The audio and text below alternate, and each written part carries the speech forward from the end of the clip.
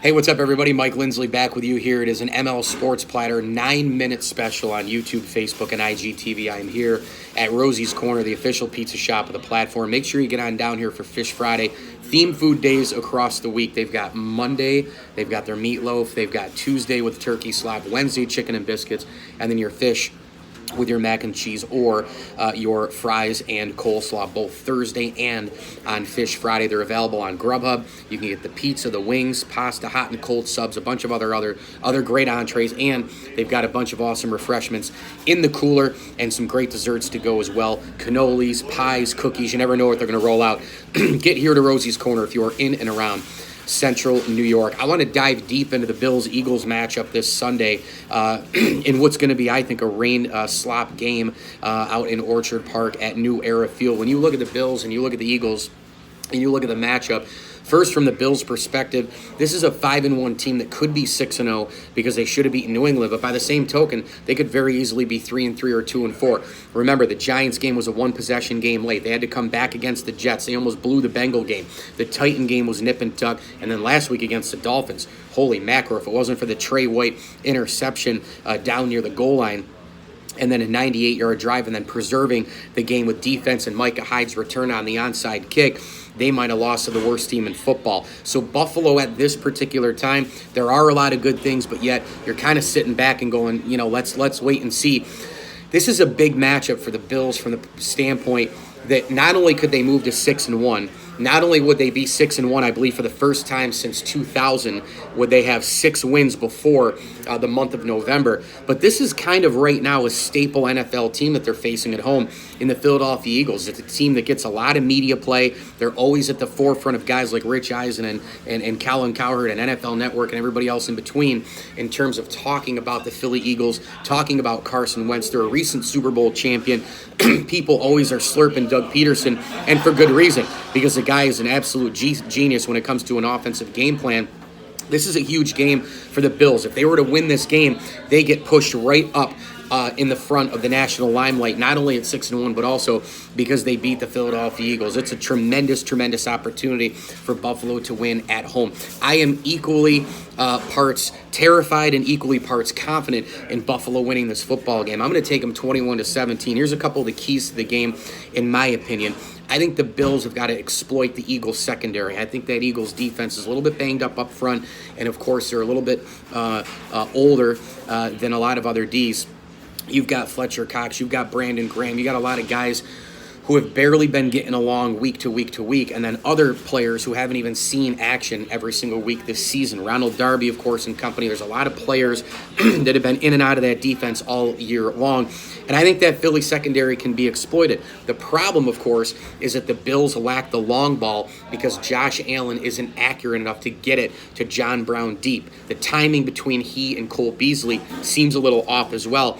I'd like to see the Bills maybe use a little bit of a quick release approach. Brian Dable get a little bit more consistent with his offensive game planning, and definitely use Devin Singletary a lot more than you have, and Frank Gore, of course, who's been an absolute magician for this team in his upper 30s. So that's one of the main areas of concern and keys to the game from a Buffalo standpoint is getting the ball down the field, moving the ball on the secondary. Can Josh Allen get his accuracy a little bit better? Another key, in my opinion, is going to be the Bills' defensive pressure against the Eagles and how they game plan that.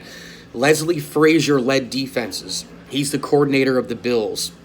Against offenses that like to throw it over the top and have a premier, strong-armed quarterback, he likes to blitz those offenses more. Well, bad news could come if the Bills over-blitz and then Wentz can dump it off to his running backs in terms of Howard and Miles Sanders. Those guys can catch the screenplays and go a long distance. The other issue, of course, would be Matt Milano within this defense. Is he going to play?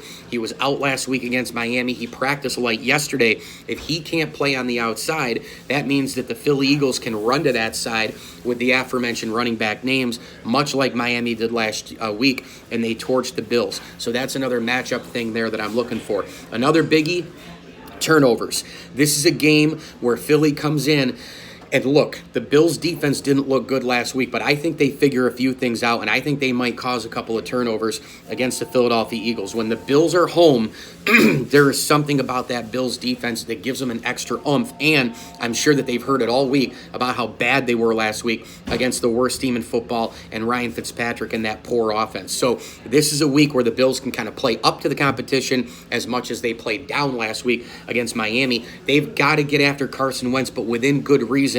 And they need interior pressure more than anything. You can't over blitz against Wentz. He's very good at double reads. You got to blitz and contain and put pressure on him, but again, within reason. You need balance in the defense, and that comes from up front. They've got to have Jerry Hughes with a big game. Ed Oliver has got to have a big game. Trent Murphy's got to have a big game. Jordan Phillips has got to have a big game. Where has Star Lotulelei been this season up front as well? They've got to get a big game out of him. I think the Bills up front against Carson Wentz and company, that's going to be a big deal to try and get to the quarterback so that they don't over blitz and then leave their secondary and one-on-one matchups, leave their linebackers out to dry in terms of screenplays. The Bills are going to need some big-time defensive line pressure. This game, I think it's going to be nip and tuck, super close. I feel equally great and equally bad about the Bills winning this game, but I'm going to take them close in this game. I'm going to go 24-20. Buffalo gets it done at home and moves to 6-1. If the Eagles win, I won't be surprised either. This is a team that has their backs right up against a proverbial wall. This is a team that's lost 3 games in a row. This is a team that's playing in the loaded NFC. They're behind Dallas right now after they got whacked by them just recently down there in Dallas. This is a team that needs to win a game because they got to get back into the NFC wildcard hunt. The NFC is loaded. It's deep.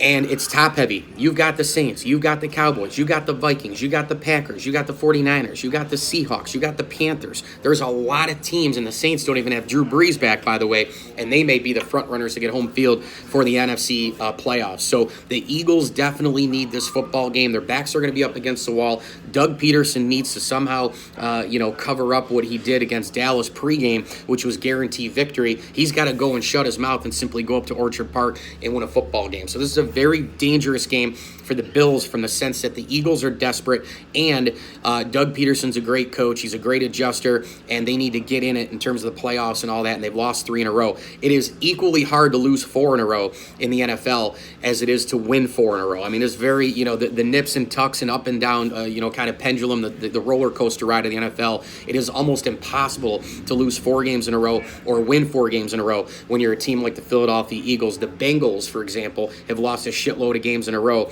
and they're 0-7. I look at them and almost kind of am like, well, they should be 1-6. They should at least have 1 win. I mean, even Washington has 1 win. So it is hard to lose several games in a row. Those are the concerns for me from the Bills standpoint, but I am going to pick them, probably going a little bit more with my heart than my wallet on this one. Bills 24, Eagles 20. Make sure you get down here to Rosie's Corner. They've got an unbelievable array of menu items. Today is Fish Friday. You can pair it with your mac and cheese or your fries and coleslaw. They have the great pizza. They've got an unbelievable choice of chicken wings as well. You can get the Gold Fever, you can get the garlic parm, you can get the mild. They're phenomenal down here. Rosie's Corner. I would put their chicken wing up against anybody in Central New York. You can get all the entrees, you can get their lunas, you can get the chicken parm sub, and you can get all the great side items like mac salad, potato salad, and desserts to go in their cooler. And make sure to order on Grubhub, or they will deliver it to your place themselves. Syracuse football is tomorrow against Florida State. Want to throw out the special here as well. Any pizza and wing combination, any one whatsoever, small in 12, medium in 24, large in 48, whatever you do, you get a free 2-liter of orange soda from Rosie's Corner on SU game days with any pizza and wing combination. So keep that in mind and just mention me, Mike Lindsley, and the ML Sports Platter. 9 minutes with me here from Rosie's Corner. Thanks so much for having me, to Jody and Jason. We're on YouTube, Facebook, and IGTV. Make sure you download my podcast where podcasts are found, called the ML Sports Platter as well. Have a great weekend. And as I always tell you, enjoy the games.